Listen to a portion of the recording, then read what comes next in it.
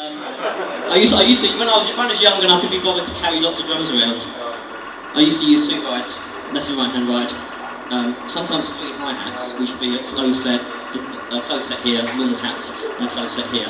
Double chinas, you know, kind of Mike Mangini, Terry Bozzio, but not copied from them. I actually studied with a teacher in the UK who's into this book called The New Breed by a guy called Gary Chester. And it's all about anything on the left you play with your left hand, anything on the right you play with your right hand. And it really doesn't, it's a lot to study, and it's great, and I got a lot out of it. But you mentally think right or left-handed, it's not a physical thing. It doesn't matter, if I practice 23 hours a day on my left-hand side, it still wouldn't be as good as my right, because I think as a right-handed player. But I do sometimes play, any of you guys who come to any of the gigs, you'll see me sometimes switch to left-hand hi-hat. But yeah, it matters, but I did study open-handed, and it does help. And that's the thing I think is really important. No matter what instrument you play, find a teacher you have great respect for and you will absorb everything they do. And if you're questioning them, either question yourself about if you really want to learn, and if you're still questioning them because you've not even got a connection with them, then find another teacher. Because the best thing a teacher can give you is that kind of inspiration for you not to question what they're doing. And if you have total trust in a great tutor, that goes a heck of a long way. And I was like that when I was younger. I used to trust everything he chucked at me. I never was questioned, I'm never going to use a samba, I'm never going to use a, you know, and then go a kind of Afro-Cuban 6/8, because I do. But then I was playing, you know, the basic stuff. So I did study each genre enough to bluff my way through it, as I say. You know, it's a bit of a chameleon. I kind of try and fake it convincingly. Any other burning questions? Yeah. I noticed you disconnected your double pedal, bass drum pedal. Yes. And you adapted a different technique with one pedal, which is just as quick. I wouldn't say it's just as quick, but yeah, it does make a bit of a racket. It does make a bit of a noise. So you're just asking me about the technique on that? The technique, yeah. Okay. It's a quick little technical question. Basically, I should stand up on something, but I'm going to break my neck if I do that.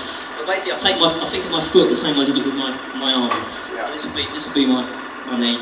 This would be my ankle. And when I want to play quickly, with my hands, I play from my wrist. Yeah. Okay? And the momentum and the power will come from there. I do the same thing on the foot. So what I'll do, I need something to stand on. I'll stand on this drum, don't do this at home. But, I don't know if you can see my foot, but I use this action. So when I'm actually playing stuff, the knee is pretty still. I'm not playing from the knee. So it'll be that, and then I use the double slide kind of thing, which is mainly a double tap, but you slide up the pedal because the pedal kind of helps you. The camber, the gradient of the pedal will help you to play. So this exercise, which you can't see at all, but honestly, my knee is staying still. That's just from the ankle, and then put that into. And a lot of it is just bluff. It just sounds like I'm playing quicker than I am. So I'll do something like.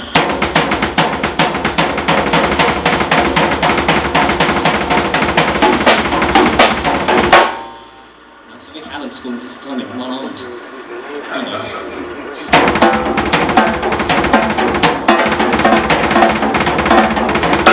It's getting the power of it. I mean, a lot of guys can do it quietly, but to get the power is hard. When you groove, you can just bluff the head out of that, because you just put that into like a triple groove. So you're playing something like this.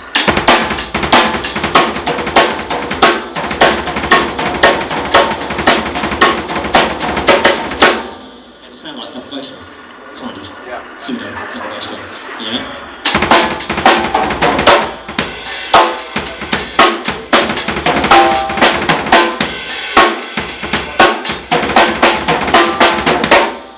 So it's just, it's that double slide. It's all for me. That's my technical question. Anyway. Any other burning? Oh, one more.